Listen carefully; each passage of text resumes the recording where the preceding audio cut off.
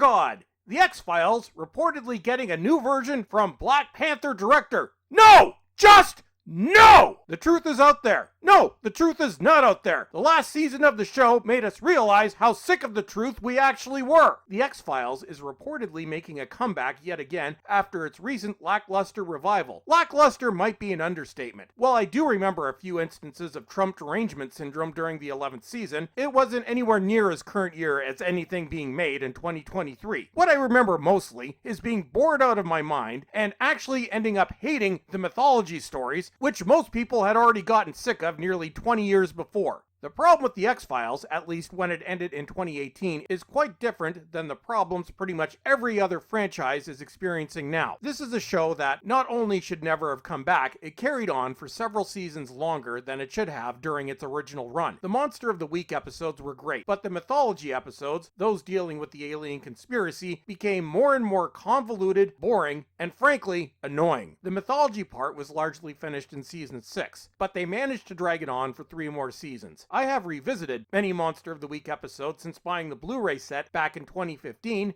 but I have yet to rewatch a single mythology episode from the original run since it ended back in 2002. Season 7 has yet to be opened and is still in its shrink wrap 8 years later because I can't stand that season. The show was running on fumes by that point, and I remember being very depressed when it originally aired. Here was a show that I loved that was now a shadow of its former self. I've gone on record saying that I'm one of the few people that like the Monster of the Week episodes during the 2 Agent Doggett seasons. The less said about the mythology episodes during those seasons, the better, but I fully get why most people hate those seasons. David Duchovny had only very limited appearances during season 8, and only appeared in the final episode of season 9. And Gillian Anderson was mainly just a supporting character during season 9. It was a good show, but it wasn't the X-Files. And it should have been marketed as a spin-off. The only redeeming quality of the 2008 movie was revisiting Mulder and Scully, and the fact that it had nothing to do with the mythology crap, and was an attempt to do a Monster of the Week episode on film. But why they went with that story is beyond me. It was a weak film, and I don't think I've even made it past the midpoint since originally watching it in theaters. We'll dig further into the disastrous revival shortly. Now back to the article. According to Bloomberg, the popular 90s sci-fi show is in the running for what sounds like a reboot, with Disney eyeing new version from Black Panther director Ryan Coogler. And with that,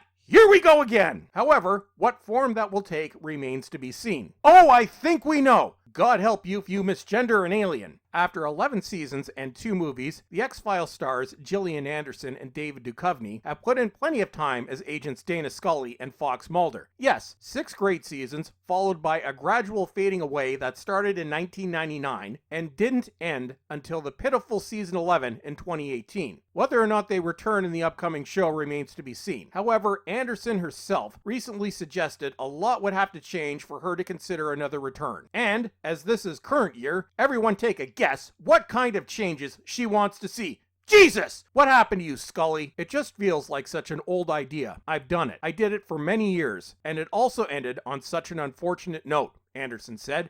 Well, the last part I agree with. I can't say it enough. That last season was dire. And with the next line, unfortunately, we lose all respect for Gillian Anderson, although this is par for the course now, so it should have been expected. In order to begin to have that conversation, whenever somebody uses the word conversation, in current year, you know what's coming. And current year folks always fail to understand the meaning of the word conversation, which is typically 2-way, not 1-way yelling. But then, what do I know? I'm just an evil patriarchal bastard. Just ask former Twitter and my comment section. Well, excuse me for living, literally, because that's where we're at now. There would need to be a whole new set of writers. Yep, writers that don't know the show and can't write, but they would have the right ideology and check Disney's boxes because, yes, Disney owns this franchise now. Just think about that for a second. Chris Carter may have lost his touch, but at least he did great things back in the day. And the baton would need to be handed on for it to feel like it was new and progressive. And there's that magic word of doom. But then, would we expect anything less? So yeah, it's very much in the past. At least on that we agree. Just leave it in the past. Of course, Disney can't help themselves. Time for a recast.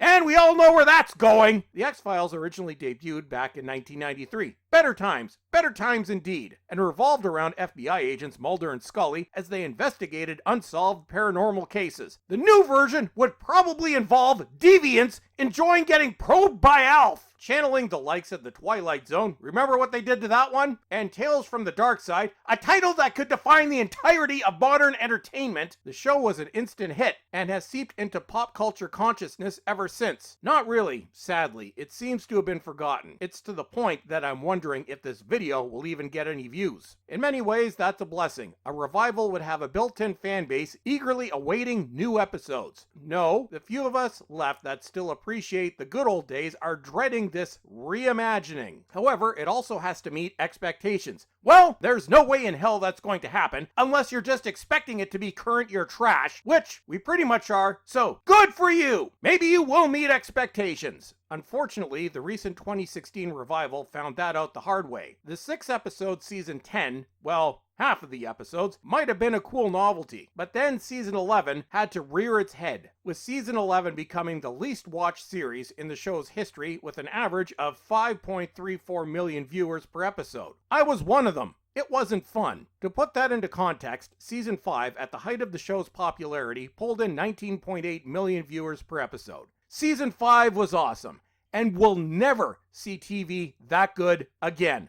Never. IGN's X-Files Season 11 premiere review gave it 5.5 out of 10. That might have been too generous, although I'm sure whatever nightmare we have coming will get 10 out of 10, cause gotta hammer that message! It's current year, yo, and we be cool! And said, X-Files Season 11 premiere had all the hallmarks of Fierce Files lore, vast conspiracies, shadowy smoking figures, silent assassins, big reveals, but it all came off as 10 pounds of truth in a 5-pound bag. Clumsy, harried, and hacky. Let's be honest, it was crap! But nothing compared to what's certainly coming. Want to read more about the X-Files? Not really. I already know all I need to know. Check out how 90s TV gave us the golden era of television until it all got canceled by current year, as well as the recent book that revisits one of the X-Files' best episodes. From a modern perspective, no doubt. Good Lord!